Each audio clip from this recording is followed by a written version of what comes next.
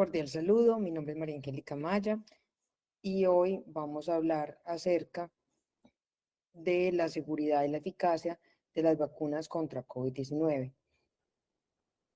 Yo declaro que realmente para esta charla no tengo ningún conflicto de interés, yo solamente recibo grants de AUD por medio de la alianza TEFINED-AUD y mi trabajo de investigación en enfermedades infecciosas y virus respiratorios no tiene ningún conflicto con los temas que voy a tratar en la conferencia de hoy.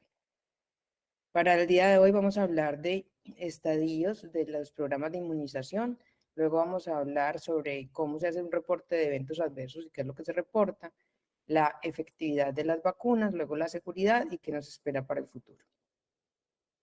Esta es una gráfica que nos muestra los estadios por los que pasa un programa de inmunización y aquí podemos ver cómo cuando empieza una enfermedad a estar en una prevalencia, una incidencia muy alta, pues es necesario crear una vacuna. Luego, cuando las tasas de cobertura de vacunación empiezan a aumentar, la enfermedad empieza a caer y los casos que empezamos a ver son pocos, hasta que llega un punto en que la gente ya no percibe la enfermedad como un riesgo y por tanto deja de vacunarse. Al caer la tasa de vacunación, pues empiezan a haber nuevamente brotes de la enfermedad porque se pierde la inmunidad individual y colectiva. Y bueno, aquí ya venimos a una etapa que es donde algunas veces se puede lograr la erradicación de una infección, lo cual pues es difícil de lograr. Pero me voy a centrar en esta etapa 2, porque esto es de lo que venimos a hablar. Cuando tengo un aumento muy alto en las dosis aplicadas en una población, es normal que los eventos adversos aumenten en cantidad porque estoy aplicando muchas dosis de vacunas. Mientras que cuando bajo la aplicación de las vacunas, el número de eventos adversos disminuye o casi que se hace intangible para la población.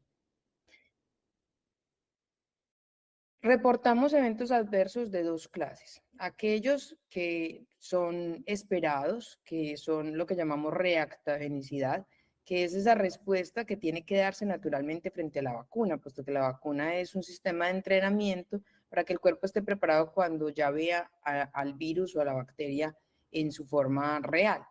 Entonces, pues estos normalmente no requieren una investigación y su reporte es libre. Si la persona vacunada quiere informarlos, puede informarlos en los sistemas abiertos para esto. Pero existen unos eventos que llamamos graves, son aquellos que requieren hospitalización o que generan discapacidad para el paciente, eventos nuevos o llamativos para una vacuna, aquellos que se dan en dos o más casos, en una misma unidad de tiempo y en un mismo espacio geográfico, abscesos o infecciones en el sitio de aplicación de la vacuna o preocupaciones o cuando empiezan a surgir en medios, en redes sociales, algunos rumores, entonces esto también se consideran eventos adversos. Todos estos eventos adversos graves requieren una notificación y requieren una investigación y requieren ser llevados a un análisis de causalidad, es decir, donde se determina si el evento sí fue causado por la vacuna o no. En Colombia, para el reporte que nos hace el Ministerio de Salud con corte al 3 de diciembre del 23, se han aplicado 83.762.462 dosis de vacunas contra COVID-19.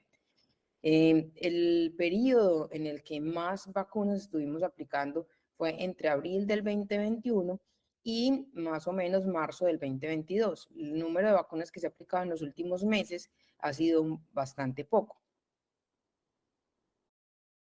Bueno, y aquí también podemos ver que las vacunas que se han aplicado en Colombia son la vacuna de Pfizer y la vacuna de Sinovac, principalmente con el número mayor de dosis, pero también está Moderna, AstraZeneca y Janssen. Aquí es gracias al doctor Roncancio y a Cina Antioquia que nos permitieron esta figura donde vemos cómo la implementación de las vacunas en Estados Unidos y en Colombia se vino dando de una forma paulatina y casi que al unísono. excepto que en los últimos meses Estados Unidos determinó ya no aplicar más la vacuna ancestral. Vinieron con las vacunas bivalentes en el 2022, mientras que nosotros seguíamos aplicando las vacunas ancestrales, y luego ellos ahora están vacunando con vacuna monovalente XBB, y nosotros todavía no tenemos esa y apenas estamos empezando a aplicar bivalente.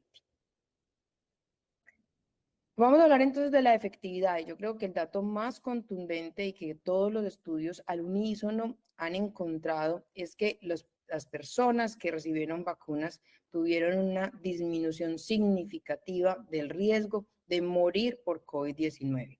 Y esta disminución significativa en algunos estudios es de 2.46 veces menos probabilidad de enfermarse y de morirse. Pero se han identificado algunas señales. Señales denominamos en vigilancia de vacunas aquellos eventos que se producen posterior a la vacunación en mayor incidencia de lo esperado para ese evento, para esa patología. En algunas señales que podemos extraer de la información que nos da la Agencia Europea de Medicina son, por ejemplo, que para Pfizer y Moderna se vio un aumento en las reacciones de hipersensibilidad. Para Janssen y AstraZeneca se vio un aumento en el síndrome de trombosis con trombocitopenia. Esta fue una enfermedad nueva que apareció con el advenimiento de estas vacunas, en el que primeramente descrito en mujeres jóvenes que desarrollaban trombosis en venas no usuales, como la vena hepática, la vena esplénica o los senos venosos cerebrales. Y aunque es un evento extremadamente raro que suceda, fue llamativo por la expresión clínica que tiene.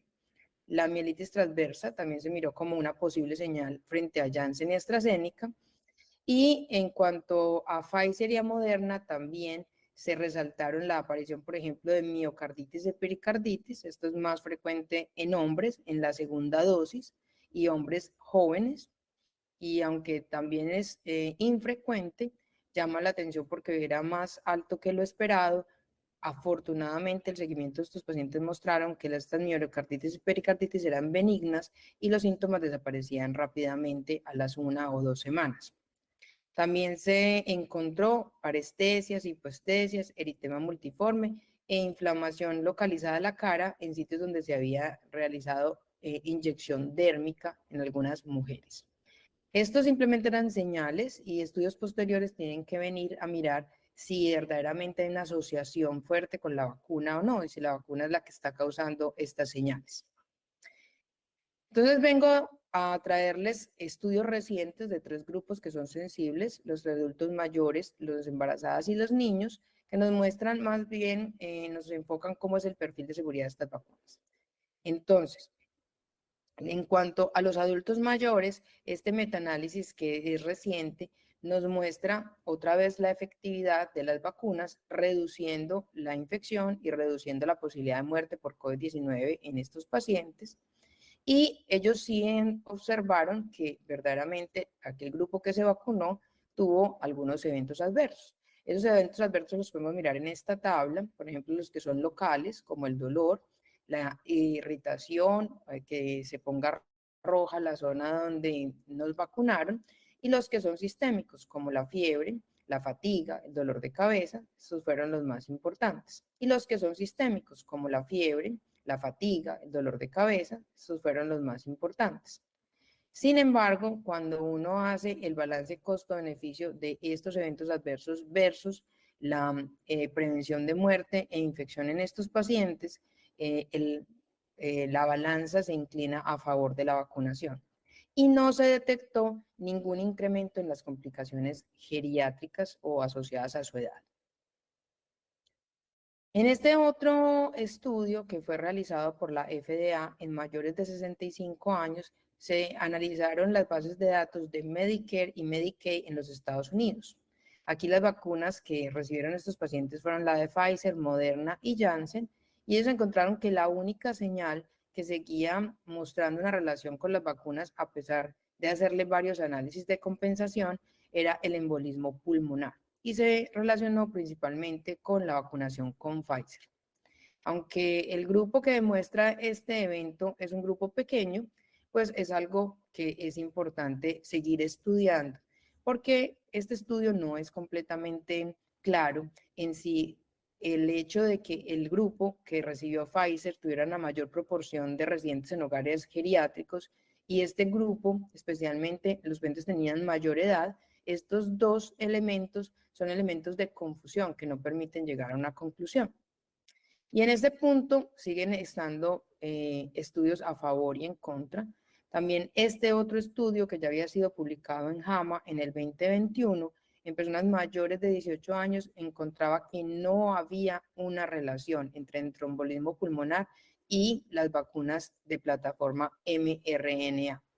De la misma forma, estos estudios tampoco han demostrado que exista una relación entre haberse aplicado una vacuna de Pfizer y Moderna y el infarto de miocardio o un accidente cerebrovascular o hemorrágico. Aquí el punto es que estas tres entidades son bastante frecuentes en personas mayores, en adultos mayores.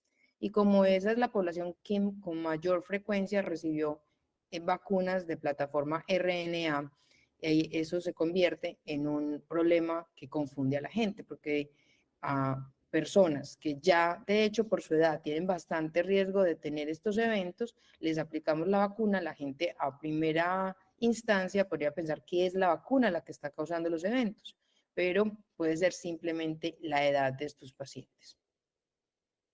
Ya pasándonos a las embarazadas, traje este metaanálisis que es reciente porque al principio había mucha preocupación si las embarazadas podrían vacunarse contra COVID-19 o no.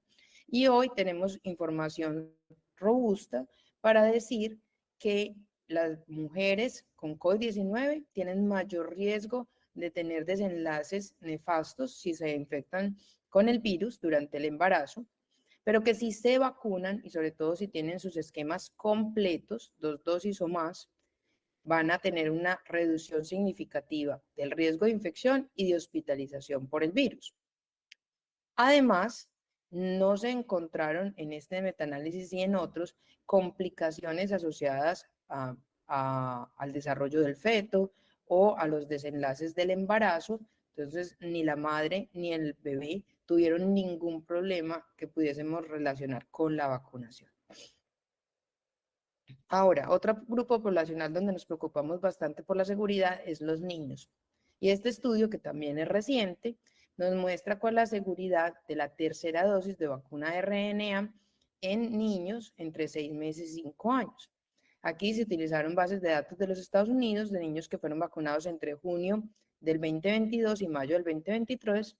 Y estos reportes BeSafe es un sistema de reporte que tiene los Estados Unidos donde las personas vacunadas entran a una plataforma que es fácil de manejar e inscriben el efecto adverso que ellos creen que fue causado por la vacuna como una forma de reportar estos eventos. No se encontró ninguna señal nueva o que nos preocupara o que pudiera ser altamente lesiva para los niños. Bueno, ahora quiero traerles un poquito como de los datos locales. Yo hice parte del comité que evalúa la causalidad de los eventos adversos asociados a vacunas en Antioquia y nosotros recopilamos el trabajo que hicimos entre febrero del 2021 y mayo del 2022. En este periodo nosotros tuvimos 12.233 reportes, la mayoría de ellos, el 97%, eran reportes de eventos no graves y solamente 3% eran reportes que fueron calificados como graves. Entre los no graves, lo más frecuente fue el dolor de cabeza, el malestar y la astenia. Y de los graves, analizamos 122 casos y estos 122 casos los clasificamos según la clasificación que tiene el Instituto Nacional de Salud. Después de un análisis muy cuidadoso, dijimos que eran atribuidos a los componentes de la vacuna 41 casos, lo cual nos da 3 casos por millón de dosis aplicadas, lo cual es lo esperado para una vacunación segura. Y tenemos los eventos coincidentes, que son más o menos la misma tasa. Esto quiere decir que son eventos que al hacer la evaluación dijimos, esto lo hubiera pasado al paciente con o sin vacunación. y también encontramos una tasa de 3 por millón. Es decir, que la mayoría de los eventos fueron o atribuidos a los componentes de la vacuna o eventos que se consideraron coincidentes. En los eventos atribuidos a la vacuna, los que mayormente vimos fueron alergias, anafilaxis y algunos eventos de tromboembolismo pulmonar. Entonces, ya mirando como hacia el futuro, quise traerles este reporte que es muy reciente, el 1 de diciembre del 2022, dado por la Agencia Europea de Medicamentos, donde ellos recopilan qué aprendimos de esta vigilancia exhaustiva que hicimos durante la campaña de vacunación masiva contra COVID-19. Y quiero resaltar que los eventos que se encontraron como eventos de especial interés, es decir, aquellos eventos que nos pueden guiar hacia verdaderos eventos que son causados por las vacunas, son eventos muy raros, pero son eventos serios, a los que tenemos que aprender a identificar y tenemos que aprender a seguir a estos pacientes. Los que realmente consideramos más, después de varias evaluaciones, que verdaderamente sí están relacionados con las vacunas, son la miocarditis y la pericarditis. Como dije antes, es más frecuente en la segunda dosis, es más frecuente con vacunas de Pfizer y de Moderna y suele ser benigna. La anafilaxis, que suele también estar asociada a vacunas de Pfizer y de Moderna, pero también nosotros, por ejemplo, en la experiencia de Antioquia vimos algunas anafilaxis causadas por Sinovac.